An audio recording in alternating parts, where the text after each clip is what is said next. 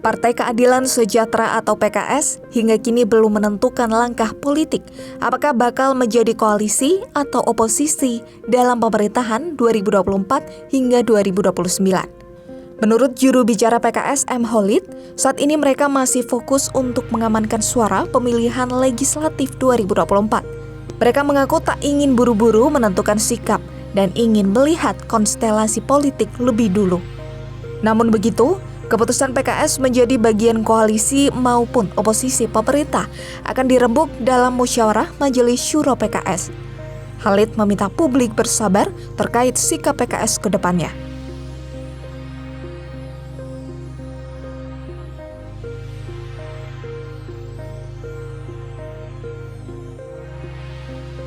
Sikap PKS ini pun berbeda dengan PDI Perjuangan.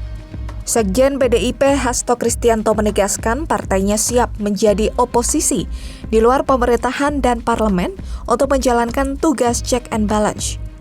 Hasto mengatakan, berkaca pada periode kedua pemerintahan Presiden Joko Widodo, kekuasaan yang terpusat memunculkan kemampuan untuk melakukan manipulasi sehingga dibutuhkan check and balance. Jadi di dalam konstitusi kita bukan sistem parlementer, tidak ada istilah oposisi. Dari pengalaman PDI Perjuangan 2004-2009, posisi saat itu 2004-2009 adalah berada di luar pemerintah. Ini adalah sistem pemerintahan yang kita bangun. Di luar pemerintah artinya ketika ada kebijakan-kebijakan yang pro rakyat, membangun kemampuan bangsa ini secara agregat, secara kolektif untuk kemajuan didukung. Tetapi ketika ada yang berbeda, misalnya impor beras yang merugikan kepentingan petani, nah di situ menyampaikan suatu sikapnya.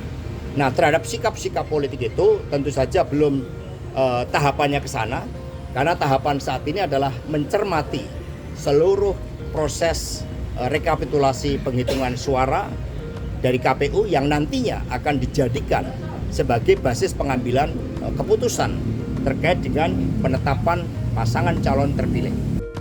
Berdasarkan hasil hitung cepat atau quick count berbagai lembaga survei, pasangan yang diusung PKS itu kalah suara dari Prabowo Subianto Gibran Rakabuming Raka.